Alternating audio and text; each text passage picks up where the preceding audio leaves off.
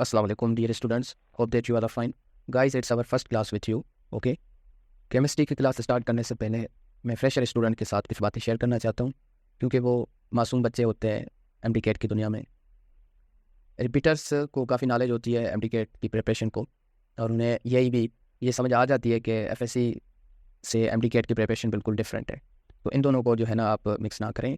Subjects same है, मैं इस बात पे एग्री करता हूँ, लेकिन एमडीकेट की प्रिपरेशन में आपको creative thinking, logical thinking, critical thinking, time management, stress management, counselling, इन चीज़ों की जो है ना आप लोगों को ज़रूरत पड़ती है।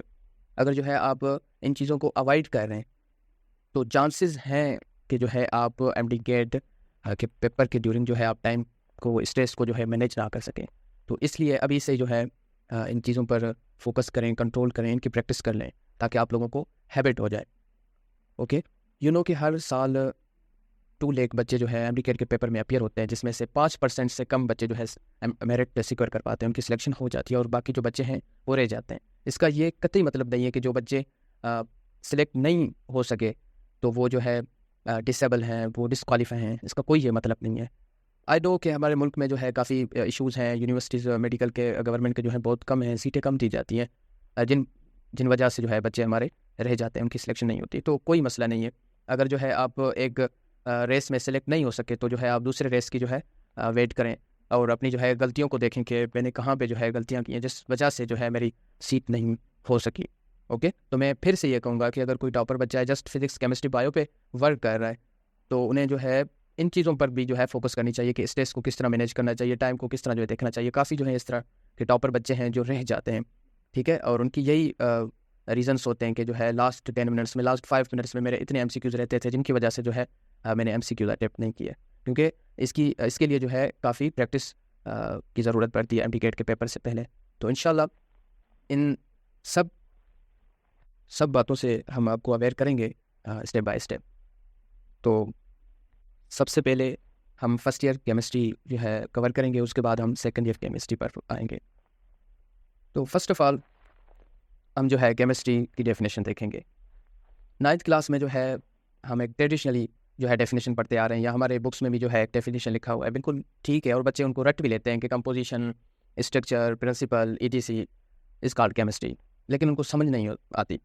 अगर मैं कहूँ कि आप लोगों को केमिस्ट्री एक लाइन में डिफाइन करना है तो आप जो है किस तरह डिफाइन करेंगे?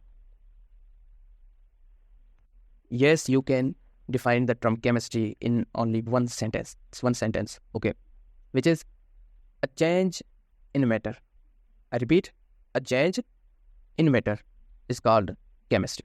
Okay, it means matter में changing लाना, matter को एक फॉर्म से दूसरे फॉर्म में चेंज करना, हम जो है इसे केमिस्ट्री कहते हैं। ओके, जैसे कि देखें हमारे पास गैस स्टेट है, गैसेस के मॉलिक्यूल्स हैं। ओके, अगर आप गैसेस के मॉलिक्यूल्स को सॉलिड में चेंज करना चाहते हैं तो आप कर सकते हैं, और उस प्रोसेस को हम क्या कहेंगे? डिपोजिशन। ओके, एंड आप फिर से सॉलिड के पार्टिकल्स को जो है आप डायरेक्टली गैस में कन्वर्ट करना चाहते हैं तो उस प्रोसेस को हम क्या कहेंगे? सब्लिमेशन। ओके, तो ये एक किस्म की क्या है? चेंजिंग है। और फिर जो है हम सॉलिड को लिक्विड में चेंज करना चाहते हैं, तो ये आप पहले भी पढ़ के आए, बहुत ईजी है कि अगर जो है हम आइस लें, आइस जो है वाटर का एक सॉलिड फॉर्म है।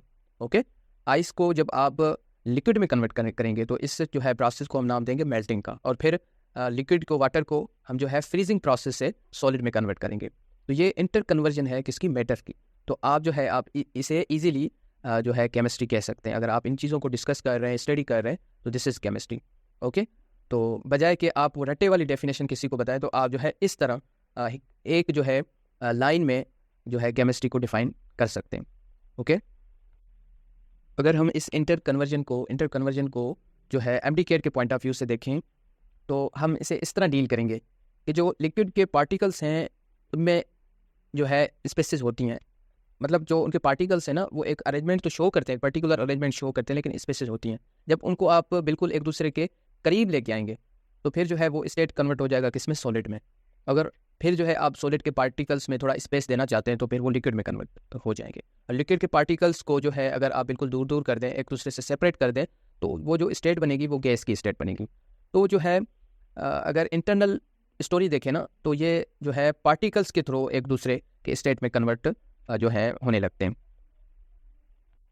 अच्छा स्टूडेंट्स, इस हवाले से काफ़ी एमसीक्यूज़ भी जो है मेरे माइंड में आ रहे हैं, लेकिन ये मेरी डेमो क्लास है तो इसलिए मैं आप लोगों के साथ जो है एमसीक्यूज़ डिस्कस नहीं करना चाहता। लेकिन इस टॉपिक से काफ़ी जो है आपके एमसीक्यूज़ जनरेट हो सकते हैं, जैसे कि इंटरमॉलिक्यूलर फोर्सेस के हवाले से, काइनेटिक एनर्जी के हवाले से, डेंसिटी जो है पूछी जा सकती है। ओके, तो नेक्स्ट हम मूव करते हैं कि फर्स्ट ईयर क्लास में जो हम केमिस्ट्री पढ़ते हैं वो मतलब केमिस्ट्री की कौन सी ब्रांच है। जैसे कि हम जो है इंटर क्लास में, सेकंड ईयर क्लास में ऑर्गेनिक केमिस्ट्री को डील करते हैं, इनऑर्गेनिक केमिस्ट्री को डील करते हैं। तो फर्स्ट ईयर क्लास में जो है हम फिजिकल केमिस्ट्री पढ़ते हैं। ओके, फर्स्ट ईयर क्लास में आपके जो भी चैप्टर्स हैं वो फिजिकल केमिस्ट्री को टच करते हैं। अगर फिजिकल केमिस्ट्री को हम डिफ़ाइन करें तो हम किस तरह डिफ़ाइन करेंगे, तो मैंने इनको चार्ट्स में जो है यहाँ पे डिवाइड किया है। आप देखें, पहले मैंने लिखा है स्ट्रक्चर ऑफ एटम। ओके, आप अगर स्ट्रक्चर ऑफ एटम को डील कर रहे हैं इट मीन्स आप फिजिकल केमिस्ट्री के साथ डील कर रहे हैं। उसके बाद इफेक्ट ऑफ टेम्परेचर, और ब्रैकेट में मैंने काइनेटिक एनर्जी लिखी है, मतलब पार्टिकल्स में जो टेम्परेचर की चेंजिंग आती है एक्चुअली हम जो है उसे काइनेटिक एनर्जी कहते हैं। तो ये भी जो है फिजिकल केमिस्ट्री के साथ क्या करता है, डील करता है। ओके, उसके बाद जो है अगर हम फार्मेशन ऑफ मॉलिक्यूल्स को देख लें, जब एटम्स आपस में मिलते हैं तो फार्मेशन ऑफ मॉलिक्यूल्स जो है वो उनकी अरेंजमेंट बन जाती है। Okay, then nature of bonding को हम डिस्कस करेंगे। नेचर ऑफ बॉन्डिंग अगर जो है हम इसकी स्टडी करें इट मीन्स कि हम फिजिकल केमिस्ट्री के साथ डील कर रहे हैं। और इन द एंड जो है behaviour of gases, liquids, solid. Okay, तो that's all about today lecture. इंशाल्लाह जब जो है हमने क्लासेस स्टार्ट की तो इसके डीप में जाएंगे और इसके रिलेटेड जो भी एमसीक्यूज़ पॉसिबल होंगे हम आपके साथ शेयर करेंगे। थैंक यू, अल्लाह हाफिज़।